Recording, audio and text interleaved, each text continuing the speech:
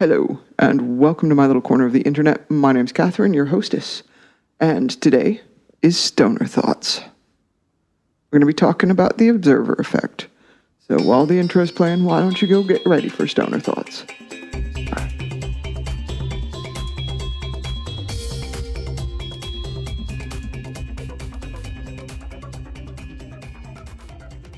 Hey, if before we get started, if you could subscribe, it would be great, because I'm working on it in therapy, but I really still like external validation. Have you ever done something 1,000,000 times, 1,000,000,000 times, so many times that you don't actually even have to be conscious to do that thing, but the minute somebody watches you do it, you fuck up, or you do it differently? Huh? I can think about this, like, if I'm chopping a potato or something in the kitchen and somebody's watching the way I chop, I'm confident on how I chop. I don't have any sort of attachment. Yet, the odds of cutting myself when somebody's watching me versus when somebody's not go up exponentially.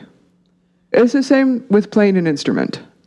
I can be in my room just going for it. Like, I can play a solo 1,000,000,000 times flawlessly, but the minute I start to play it for someone else, it goes a little bit askew sometimes. Sometimes it's great, sometimes it's not. But it's the fact that an observer can change the outcome of an event without even participating in the event. And this doesn't just happen on the human level. It actually happens on the quantum level. And to explain more, here is Dr. Quantum from What's the Bleep. It's a really good channel. You should watch it. He explains quantum physics for stoners or children. There's no real difference. We both know that. Professor. An electron is a tiny, tiny bit of matter, like a tiny marble. Let's fire a stream through one slit. Dude. It behaves just like the marble. He said A slit. single band. So, if we shoot these tiny bits through two slits, we should get, like the marbles, two bands. Two slits. What? An interference pattern. We fired electrons, tiny bits of matter through. But we get a pattern like waves, not like little marbles. How? How could pieces of matter create an interference pattern like a wave? It doesn't make sense. But physicists are clever. They thought, maybe those little balls are bouncing off each other and creating that pattern. So they decide to shoot electrons through one at a time. There is no way they could interfere with each other. But after an hour of this, the same interference pattern is seen to emerge. The conclusion is inescapable. The single electron leaves as a particle, becomes a wave of potentials, goes through both slits, and interferes with itself. I hear you, to little hit guy. the wall Every like a time particle. I try to go through two But slits at the same mathematically, time, it's even I stranger. interfere with myself It goes too. through both slits, and it goes through neither. And it goes through just one, and it goes through just the other.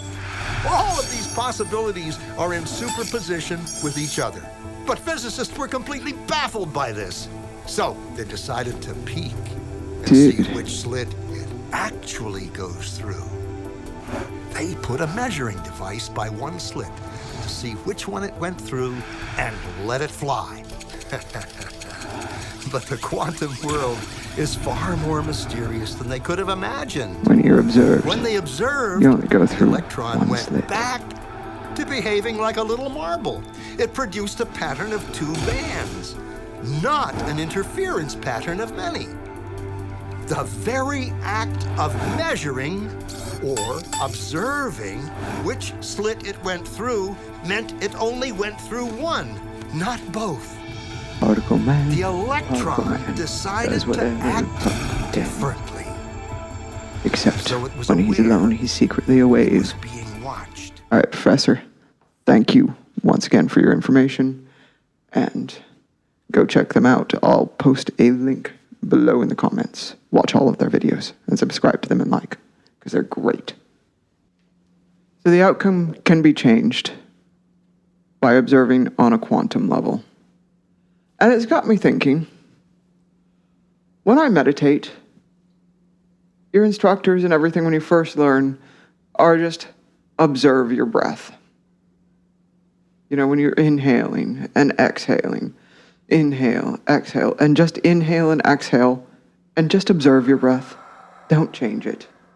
If you've ever taken any sort of meditation class or listened to a guided meditation or anything like that, that's one of the things they'll tell you. Just observe your breath. Don't change it. And I guarantee you, I change my breath by the sheer act of observing it. And it's the same with your thoughts. They tell you, oh, just observe your thoughts. Don't change your thoughts. Just watch them float by. But by the sheer act of observing them, you've changed them. However, I wonder if a Buddhist monk out there can actually just observe. If that's the place that I could get to, maybe not, because I don't want to sell myself short, so maybe I could. But to be able to observe particles behaving as waves. If I looked all out over the city, and instead of seeing particles behave as particles, I saw particles behaving as waves, how would that change how I could interact and play with matter and play with the universe? How would that interact my being able to do what I need to do?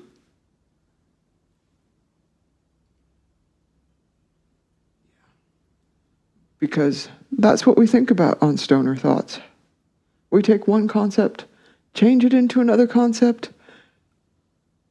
and mangle it. What are your thoughts? Do you think you can truly observe something without affecting the outcome? If so, let me know. Leave it in the comments. And thank you for watching. It's much appreciated.